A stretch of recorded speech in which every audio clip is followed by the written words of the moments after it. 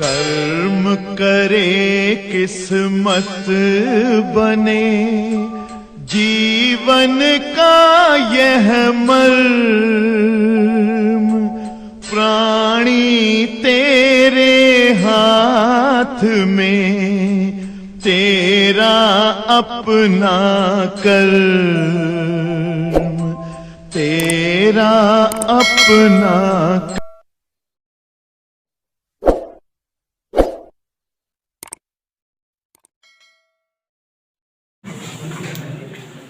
Bohr त्रिज्या, all of you listen. हमने कल की क्लास में आप सभी को समझाया था बेटा कि रदरफोर्ड का जो परमाणु मॉडल है, रदरफोर्ड ने परमाणु मॉडल में कंक्लूजन के रूप में लास्ट में दो बातें बताई थी कि इलेक्ट्रॉन नाभिक के बाहर चारों ओर भिन्न भिन्न कक्षाओं में चक्कर करते हैं और प्रत्येक कक्षा में चक्कर के दौरान आवश्यक अभिकेंद्र बल इलेक्ट्रॉन और नाभिक के बीच के वैद्युत आकर्षण बल से प्राप्त होता है। और फिर उसके बाद इनके परमाणु मॉडल में कमी प्राप्त हो गई तो बोर ने अपनी परिकल्पनाओं द्वारा रदरफोर्ड के परमाणु मॉडल की कमियों को दूर किया। बोर की परिकल्पनाओं में आपने 3 परिकल्पना पढ़ी थी। पहली परिकल्पना आपको अच्छे से याद है कि बोर ने समझाया था इलेक्ट्रॉन नाभिक के बाहर उन्हीं कक्षाओं में चक्कर करते हैं जिनके लिए उनका कोणीय संवेग कक्षा संख्या के h/2 पाई गुना होता है। मीन्स इलेक्ट्रॉन अगर परमाणु नाभिक के बाहर चारों ओर चक्कर कर रहे हैं तो चक्कर के दौरान कोणीय संवेग mvr बराबर nh/2 पाई। यहां ध्यान दीजिए जरा बच्चों, हमने कल की क्लास में आपको समझाया था कि अगर कोई इलेक्ट्रॉन नाभिक के बाहर चक्कर लगाता है तो उसके कक्षा की त्रिज्या, उसका वेग और उसकी गतिज ऊर्जा, इलेक्ट्रॉन की स्थितिज ऊर्जा, इलेक्ट्रॉन की संपूर्ण ऊर्जा का व्यंजक प्राप्त करने का डेरिवेशन हम लोगों को पढ़ना है। और आपको जो है ये समझाए हुए हैं कि किसी भी परमाणु के समस्त प्रोटॉनों की संख्या को परमाणु क्रमांक या परमाणु संख्या कहते हैं, जेड से रिप्रेजेंट करते हैं। उदासीन अवस्था में परमाणु के समस्त इलेक्ट्रॉन और प्रोटॉन बराबर संख्या में होते हैं। यह एक्सप्लेन किए थे। बोहर त्रिज्या का डेरिवेशन आया था, इलेक्ट्रॉन वेग का डेरिवेशन आया था, ऊर्जा का डेरिवेशन आया था। और बच्चों कल की क्लास में सूक्ष्म संरचना नियतांक नामक एक टॉपिक भी डिराइव किए थे। थोड़ा सा झटके में देख लीजिए क्या कैसे आया था, क्योंकि कल की बैलोज की हमें रिक्वायर्ड होगी, इसलिए हम आपके सामने दिखा रहे हैं। हमने मान लिया था कि माना कोई एक परमाणु है जिसका परमाणु क्रमांक Z है। अब बच्चों अगर किसी परमाणु का परमाणु क्रमांक Z है तो इसका मतलब उस परमाणु में Z प्रोटॉन है। और अगर जो है परमाणु में Z प्रोटॉन है तो प्रोटॉन हमेशा नाभिक में होते हैं, तो नाभिक पर आवेश इन्हीं प्रोटॉनों के आवेश के समतुल्य होता है। यानी नाभिक में आवेश Z प्रोटॉनों के आवेश के समान होगा। एक प्रोटॉन का आवेश प्लस ई होता है तो नाभिक का संपूर्ण आवेश प्लस ZE हो गया। मान लेते हैं नाभिक से r दूरी की कक्षा में, r त्रिज्या की कक्षा में कोई इलेक्ट्रॉन आवेश E एवं द्रव्यमान v वेग से नाभिक की परिक्रमा कर रहा है। ऐसा हमने बताया था, याद करिए वो चित्र जो कल हमने बनाया था कि एक परमाणु का ये नाभिक है, ऐसा हम कल्पना करते हैं जिसमें प्रोटॉन न्यूट्रॉन होंगे। अगर इस परमाणु का नाभिक है का परमाणु क्रमांक Z है तो इसमें Z प्रोटॉन होंगे और इसलिए इस नाभिक का आवेश प्रोटॉनों के आवेश के कारण बनता है और Z प्रोटॉनों का आवेश प्लस ZE, तो ये नाभिक का आवेश हुआ प्लस ZE नाभिक का आवेश है।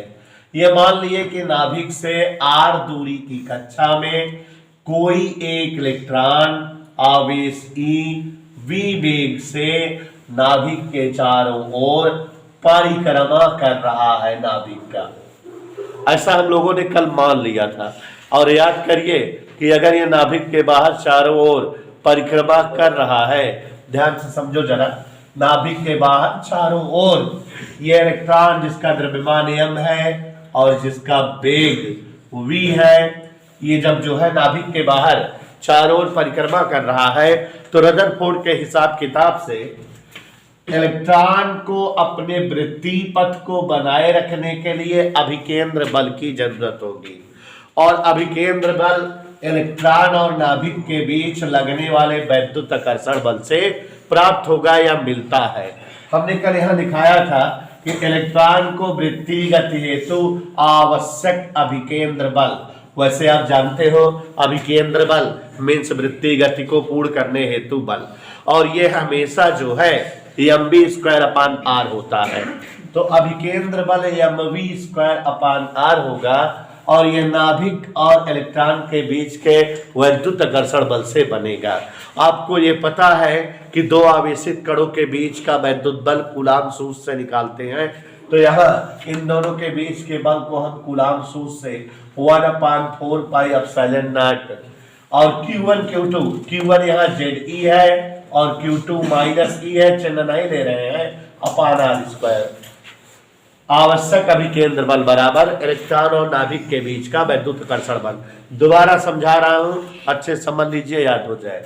r से स्क्वायर कट गया, mv² बराबर 1/4πε0 ZE²/r, एक समीकरण बन गया। आप सभी लोग ध्यान से देखें, हम जो है बोहर की परिकल्पना का इस्तेमाल करेंगे। अगर ये इलेक्ट्रॉन यानवी कक्षा में चक्कर कर रहा हो तो बोहर परिकल्पना के हिसाब से इलेक्ट्रॉन के चक्रण हेतु आवश्यक कोणीय संवेग mvr कक्षा संख्या के nh/2π गुना होता है, और एक समीकरण ये बन। चलिए तो यहां ध्यान दीजिए जरा, mvr बराबर nh/2π, ये एक समीकरण 2 हो गया। अब उसके बाद इन दोनों समीकरणों को सॉल्व करें तो हमारे पास r का मान आ जाएगा और r के मान से b का मान आ जाएगा। यही सब करेंगे। गौर से देखो, यहाँ v² है तो इसको स्क्वायर करके समीकरण 1 को 2 से भाग दे दो या 2 को 1 से, चाहे जैसे। तो हमने बताया था समीकरण 1 डिवाइडेड बाई समीकरण 2 का स्क्वायर है। समीकरण 1 को समीकरण 2 के स्क्वायर से भाग दे तो समीकरण 1 रहमान mv² है, रहमान। समीकरण 2 का स्क्वायर कर रहे हैं तो ये m²v²r²। यहाँ बेटा समीकरण 1 है 1/4πε0 ZE²/r डिवाइडेड बाई इससे n²ah²/4π², क्योंकि हम वर्ग करके भाग दे रहे हैं। तो यहाँ पर देखो जरा, m से स्क्वायर कटा, v² पूरा कट गया, ऊपर 1 बचा केवल, यहाँ m बचा, ये v² कट गया था, r² बचा। 1/4πε0 ZE²/r, भाग का चिन्ह का गुणा का पलट देख जाते हैं, 4π² समझे रहोगे तो याद नहीं करना पड़ेगा। r² से घात कटी, 4π से ये घात और 4 कट गया, बचा क्या 1/m×r। ध्यान से देखिएगा, 1/m×r बराबर यहाँ ऊपर बचा है पाई, ये वाला ZE²/n²h²ε0, यही बचा है। हमको r चाहिए, r बराबर ये पूरा ऊपर आ गया n²h²ε0 अपान, देखो n/h² इधर आ गया, ये सब नीचे क्या Z πe²m, ये पूरा इस तरह से r की वैल्यू आ गई n²h²ε0 और mr का इसमें गुणा हुआ, r छोड़ के बाकी नीचे कर दिए Z πe²। और बच्चों ये जो r का मान आया है इसे हम जो है याद रखेंगे, हर डेरिवेशन में ये इस्तेमाल होगा, इसलिए हम थोड़ा इसको रिवाइज भी किए कि जैसे मान लो वैल्यूज हमको भी जरूरत पड़ेगी r की, हम कहाँ से पता लगाएंगे। तो यहाँ r की वैल्यूज देखिए जरा, जहां चाहेंगे यही रखेंगे, r बराबर n²। सभी लोग ध्यान से देखिएगा, r बराबर n² H square epsilon naught Z pi E square M, यही आर की वैल्यू रहेगी जहां हम जरूरत समझेंगे जेड पाई इसका यूज करेंगे। अब बेटा इस आर की वैल्यू में आप थोड़ा सा यहां समझो कि ये पूरा का पूरा कांस्टेंट होता है, और आपको हमने एक्सप्लेन किया था, याद करिए, अगर जो है हाइड्रोजन परमाणु के लिए चर्चा करें त्रिज्या निकालने का, तो हाइड्रोजन परमाणु की त्रिज्या के लिए z का मान 1, क्योंकि हाइड्रोजन का परमाणु क्रमांक 1 होता है। तो ये सूत्र बन जाएगा R बराबर n square H square epsilon not z हट करके पाई ई स्क्वायर m हो जाएगा, z 1 हो गया। h का मान 6.6 गुणे 10 घात माइनस 34, एप्सिलॉन नॉट का मान 8.85 गुणे 10 घात माइनस 12, पाई का मान 3.14, ई का मान 1.6 गुणे 10 घात माइनस 19, एम का मान 9 गुणे 10 घात माइनस 31।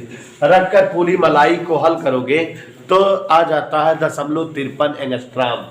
तो ये इस तरह से हमने आपको बताया था R बराबर एन स्क्वायर गुणे 0.53 एंगस्ट्रॉम, ये आ गया था।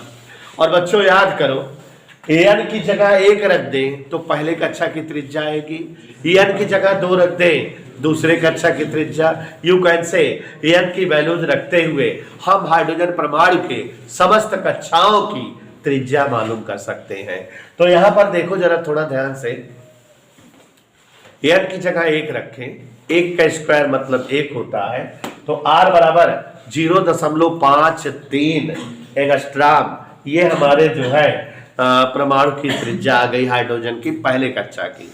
अगर n बराबर 2 रख दें तो 2 का स्क्वायर 2 दूनी 4 और 53 का गुणा होगा तो 2.12 एंगस्ट्रॉम ऐसे कुछ आ जाएगा दूसरे कक्षा की त्रिज्या। n की जगह 3 रखोगे तो 3 का स्क्वायर 4.77 एंगस्ट्रॉम तीसरे कक्षा की त्रिज्या। तो इस तरह से हम हाइड्रोजन परमाणु के समस्त कक्षाओं की त्रिज्या ज्ञात कर सकते हैं। और ये भी देखिए R दिखाई दे रहा है n स्क्वायर के प्रोपोर्शनल है, माने जो जो कक्षा संख्या बढ़ती जाती है हाइड्रोजन परमाणु के कक्षाओं की त्रिज्या भी बढ़ती है। R का मान n पर डिपेंड करता है। और अब बच्चों हम लोग जो है त्रिज्या का मान निकाल लिए हैं, और अब हम आपके सामने वैल्यू निकालेंगे इलेक्ट्रॉन के वेग का और फिर इलेक्ट्रॉन की ऊर्जाओं का। तो गौर से देखिए जरा, इलेक्ट्रॉन का वेग निकालना है और इलेक्ट्रॉन की ऊर्जा। देखो ये हम चीजें ऊपर लिख दे रहे हैं कि जहां कहीं जरूरत पड़ेगी यूज करेंगे। mv स्क्वायर की value 1/4 pi epsilon not ZE square upon R एक समीकरण था, ये mvr NH अपान 2 पाई ये दूसरा समीकरण था, और ये तीसरा। तो इन समीकरणों का इस्तेमाल हमें जहां जरूरत पड़ेगी हम करेंगे।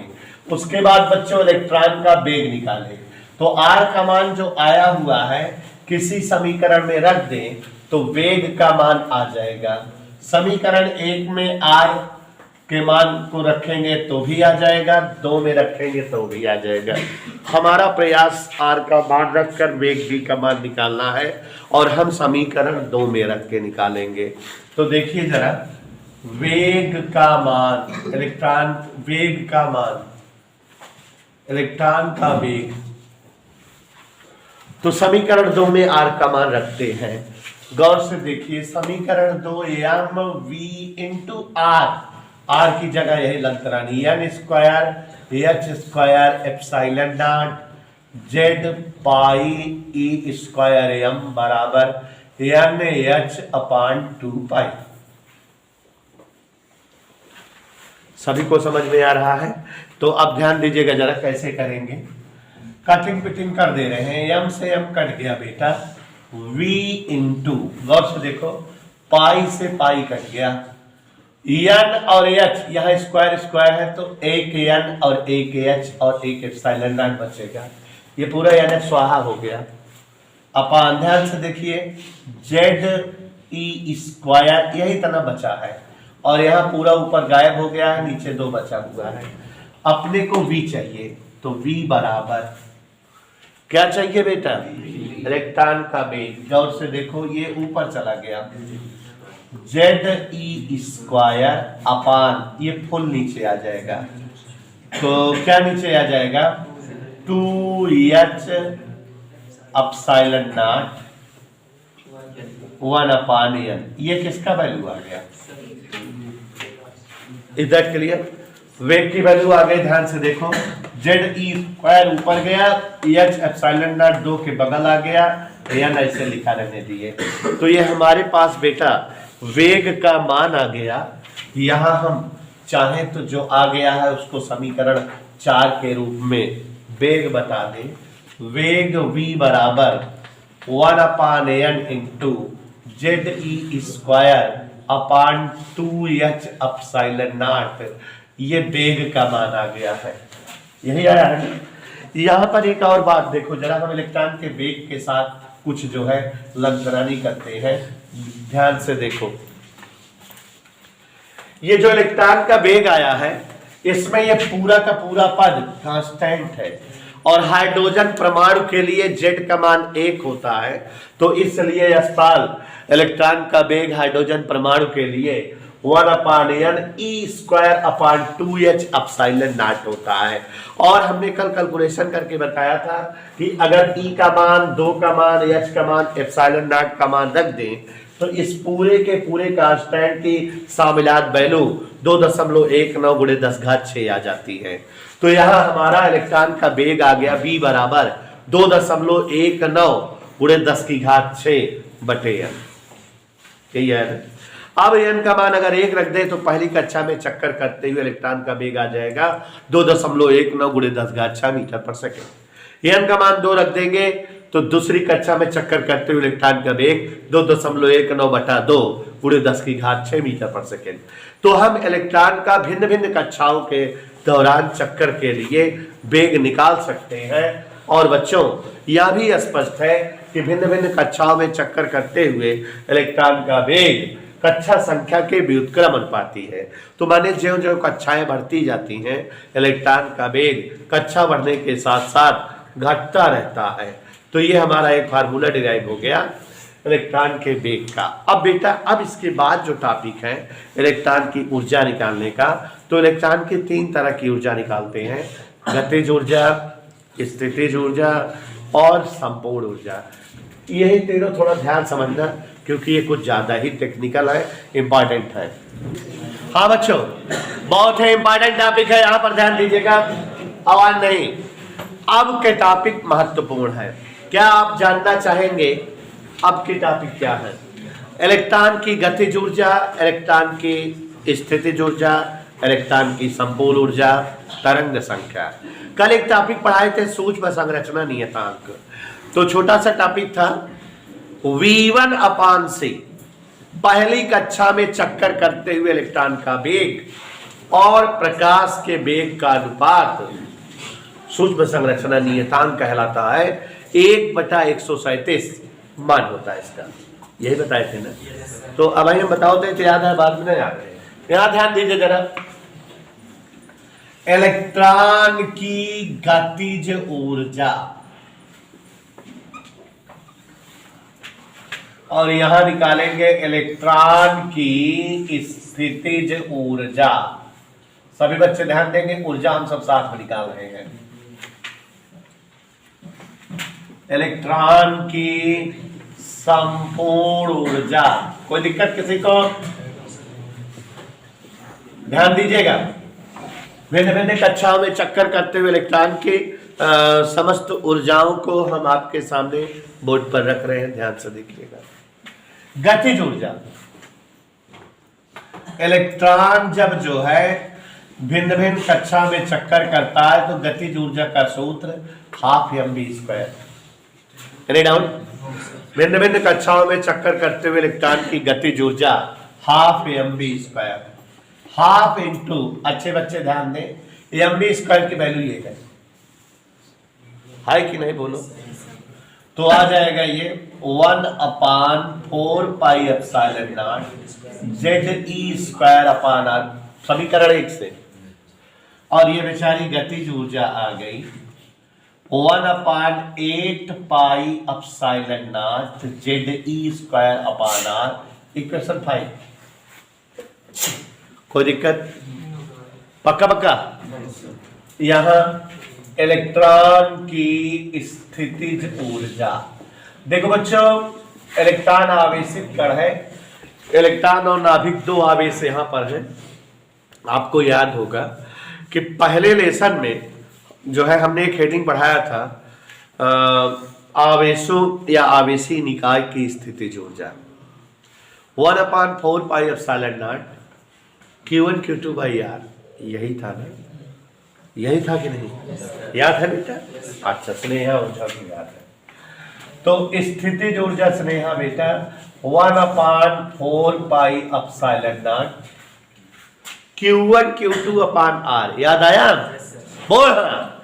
तो अब यहां पर Q1 माने नाभिक का आवेश प्लस ZE, और Q2 मतलब इलेक्ट्रॉन के आवेश माइनस E, तो गुणा करेंगे तो माइनस पहले आ गया ZE स्क्वायर अपान R। कोई दिक्कत? ये किसकी ऊर्जा आ गई बेटा? इलेक्ट्रॉन की स्थितिज ऊर्जा। समझ आया? अब इलेक्ट्रॉन की अगर हम संपूर्ण ऊर्जा निकालें तो सारे बच्चे ध्यान दें, संपूर्ण ऊर्जा का मतलब गतिज प्लस स्थितिज। ओके, देखते रहना। गतिज कितना है? 1/8 पाई एप्सिलॉन नॉट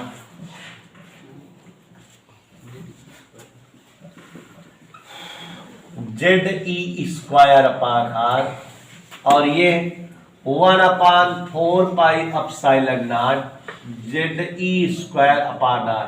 हल करो,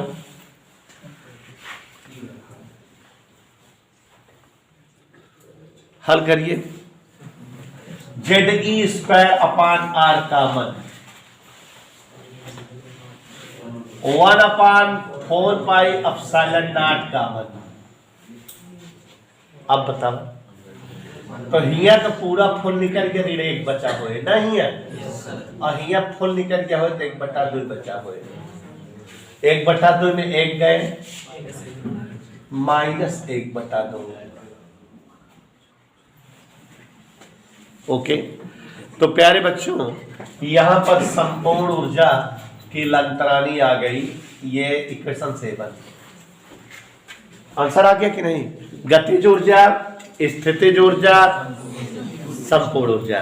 एक और चीज, R का मान N square H square epsilon not Z pi E square M रखने पर किसका मान रख रहे हैं? रखा 1/8 पाई एप्सिलॉन नॉट।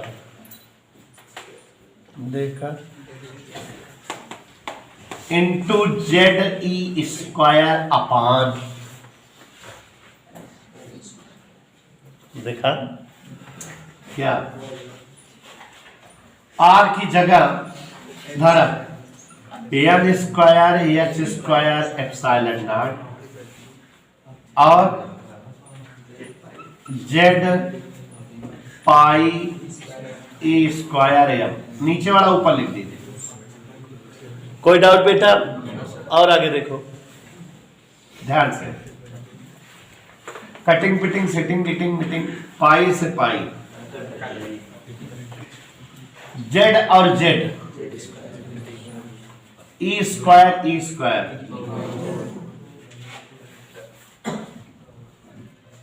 नहीं मजा आया? Z square E power 4 into M upon 8 N square H square epsilon not का स्क्वायर।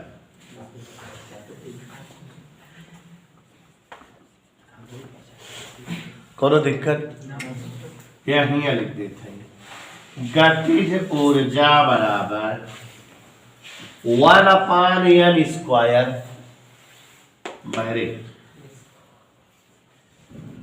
Z स्क्वायर e की पावर 4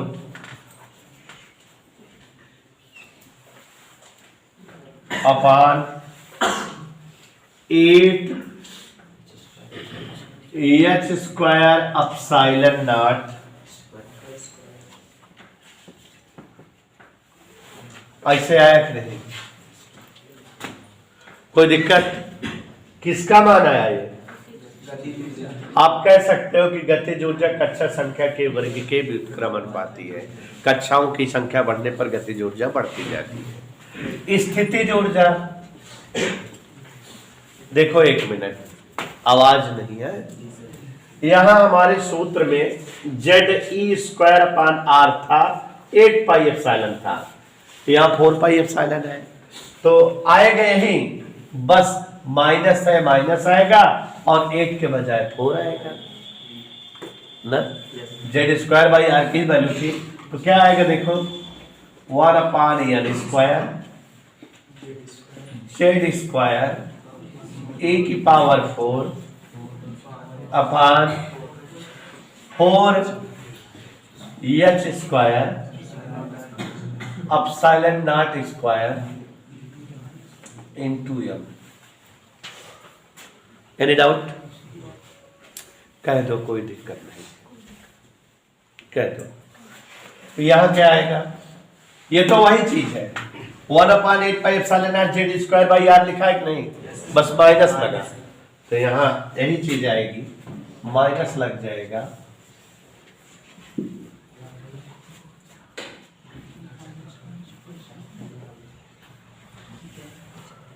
Z²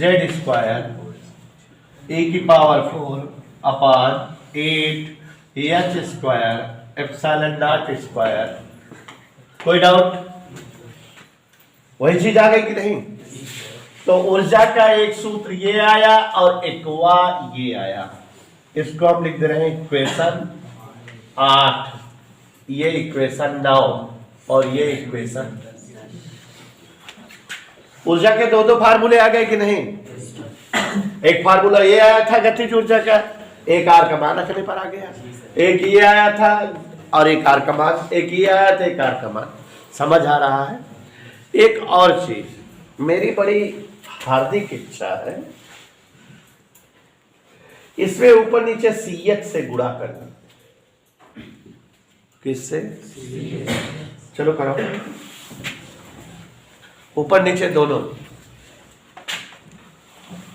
1 अपान N स्क्वायर, इससे हमारा कोई मतलब नहीं। ऊपर क्या है? Z² e घाते 4m बटे Z² e घाते 4m बटे कितना गुणा करके आए हो? CH से 8 CH³ epsilon not square into CH। ऊपर नीचे दोनों करे है ना, पकड़ते ना आया। ऊपर भी CH से गुणा किए, नीचे भी। मजा आया? C से आ गया, H से आ गया। अच्छी बात यह है कि ये पूरा का पूरा वैल्यू कांस्टेंट है कि नहीं? कांस्टेंट मानोगे? हाइड्रोजन परमाणु के लिए जो हट जाएगा 1 हो जाएगा और पूरी की पूरी वैल्यू जो है क्या, m e घाते 4 upon 8 CH³ epsilon not square, ये जो है कांस्टेंट है। और एक चाचा थे, मर गए हैं, रिडबर्ग, उन्होंने ढूंढा था इसका मान, क्योंकि EM 8 CH एप्सिलॉन सब कांस्टेंट है, इसलिए इस पूरे को रिडबर्ग नियतांक कहा जाता है। यहां एक कहानी लगा दे रहे हैं, H हेतु Z=1, Z गायब, बाकी सब क्या है? Rydberg constant. कौन कौन चीज रिडबर्ग कांस्टेंट है? M Z ना पढ़ा भाई, m e घाते 4 8 CH³ epsilon not square. तो अब सबको क्या लिखते हैं? R 1 अपान N स्क्वायर। किसी हमारे को मतलब है जाएगा है, और इस फुल का हो गया R और बाहरी का हुआ है RCH अपान N स्क्वायर। ऊर्जा का एक और सूत्र आ गया, इक्वेशन 11। समझ में आया इसे?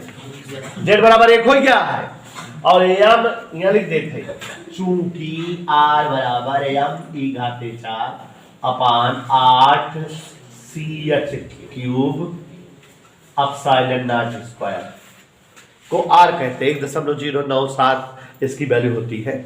तो अब यहां पर देखो जरा, ये रेडबर्ग कांस्टेंट हो गया, कोई डाउट? तो सूत्र आ गया रेडबर्ग कांस्टेंट में, वहां भी सेट करो, सेट करें यहां भी। तो यहां सेट करने में सुविधा ये है कि यहां नीचे 8 है, यहां 8 नहीं, तो 2 से ऊपर नीचे गुणा 8 हो जाएगा। तो -2/n स्क्वायर, बाकी पूरा हुआ है, देख ले। RCH स्थितिज ऊर्जा के सूत्र, इक्वेशन 12। ये तो पूरा हुआ है, देख ले, चिन्ह रहा है बस। तो कुल ऊर्जा E बराबर -RCH/n स्क्वायर।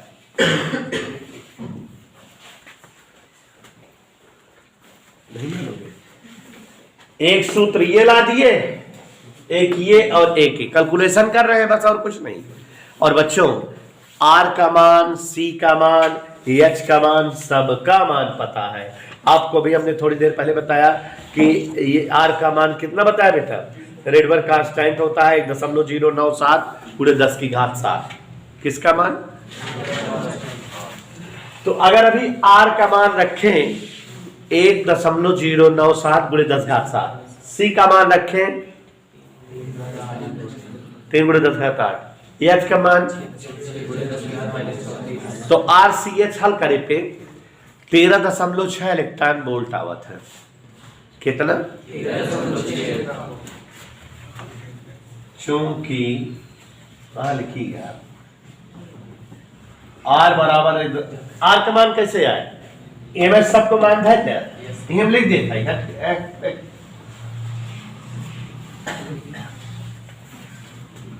ठीक है।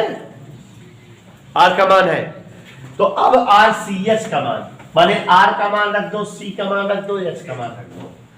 RCH 1.097 × 10⁻7, 3 × 10⁻8, 6.6 × 10⁻⁻, हल करे पे 13.6 इलेक्ट्रॉन वोल्ट, माने जौन इलेक्ट्रॉन वोल्ट बदल दे।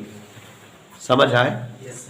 तो अब सूत्रवन फिर बदल जाइए ना, बदल जाएगा। चला ताड़ा, अब यह हिसाब से गतिज ऊर्जा फार्मूला आ जाए 13.6 इलेक्ट्रॉन वोल्ट बटे n स्क्वायर। ओके, और स्थितिज ऊर्जा फार्मूला आ जाए -2 × 13.6 इलेक्ट्रॉन वोल्ट बटे n स्क्वायर। और संपूर्ण ऊर्जा का सूत्र आ जाए -13.6 बटे n स्क्वायर इलेक्ट्रॉन वोल्ट। तो इस तरह से भिन्न भिन्न कक्षाओं में चक्कर करते हुए इलेक्ट्रॉन की गतिज ऊर्जा, स्थितिज ऊर्जा और इलेक्ट्रॉन की संपूर्ण ऊर्जा की वैल्यूज आ गई, और आप इस तरह से किसी भी कक्षा में चक्कर करते हुए इलेक्ट्रॉन की कुल ऊर्जा निकाल सकते हैं, पता लगा सकते हैं। और ये सारी जो सूत्र है हाइड्रोजन परमाणु के लिए आए हैं, क्योंकि जेड का मान 1 रखे हैं। तो अब यहां पर देखो जरा, सूत्र थोड़ा जटिल दिखने लगे ना। ये समझ में आ गया कि इलेक्ट्रॉन अगर किसी 9वीं कक्षा में चक्कर करे, तो 9वीं कक्षा में चक्कर करते हुए इलेक्ट्रॉन की गतिज ऊर्जा 1/8πε0 Ze² होगी, स्थितिज ऊर्जा इतनी होगी, और इस लिहाज से संपूर्ण ऊर्जा इतनी होगी, या इलेक्ट्रॉन की गतिज ऊर्जा इतनी होगी, स्थितिज इतनी, और संपूर्ण इतनी होगी, या इलेक्ट्रॉन की गतिज ऊर्जा RCH/n², स्थितिज ऊर्जा -2 × RCH/n², और संपूर्ण ऊर्जा -RCH/n²। या इलेक्ट्रॉन के भिन्न भिन्न कक्षाओं में चक्कर के दौरान गतिज ऊर्जा 13.6 बटे n स्क्वायर इलेक्ट्रॉन वोल्ट, स्थितिज ऊर्जा -2 × 13.6 बटे n स्क्वायर, संपूर्ण ऊर्जा -13.6 बटे n स्क्वायर इलेक्ट्रॉन वोल्ट। तो ये अलग अलग कक्षाओं में चक्कर के दौरान इलेक्ट्रॉन की गतिज, स्थितिज, संपूर्ण ऊर्जा के कई सारे सूत्र हैं, लेकिन स्पेशली हम लोग जो है कौन सा सूत्र का यूज करते हैं, 13 नंबर वाला। हम लोग इसी सूत्र को पकड़ कर चलते हैं। जैसे कोई इलेक्ट्रॉन अगर 9वीं कक्षा में चक्कर कर रहा है तो उसकी ऊर्जा -RCH/n² होगी। अब अगर इलेक्ट्रॉन जो है कभी किसी कक्षा में चक्कर करता रहता है, बाहर से ऊर्जा मिलती है तो अपनी कक्षा छोड़कर उच्च ऊर्जा स्तर वाली कक्षा में जाता है, और उच्च ऊर्जा स्तर में अगर इलेक्ट्रॉन अपनी ऊर्जा उत्सर्जित करता है तो उच्च से निम्न ऊर्जा स्तर वाली कक्षा में आता है।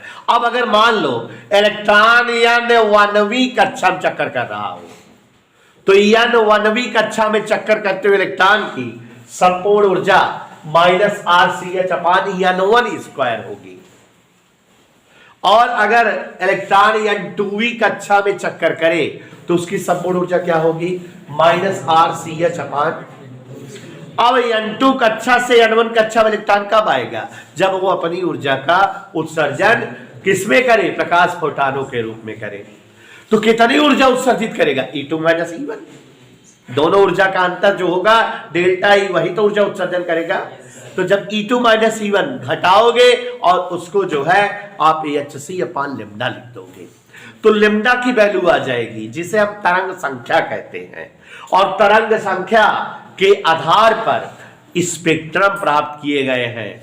जैसे आपको बताएंगे कि कई तरह के स्पेक्ट्रम, पास्चन, रेकेट, फुंड, बामर, लाइमेन, तरह तरह के स्पेक्ट्रमों की प्राप्ति अलग अलग तरंग दैर्ध्य के कारण हुई है।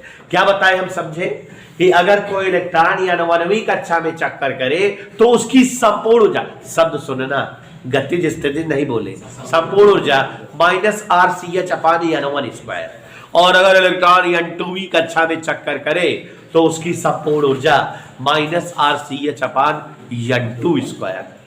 और इलेक्ट्रॉन अगर n2 कक्षा से n1 कक्षा में आए तो इसका मतलब उसके द्वारा ऊर्जा उत्सर्जन डेल्टा E बराबर E2 - E1। तो -RCH/n² -RCH/n² घटा देंगे।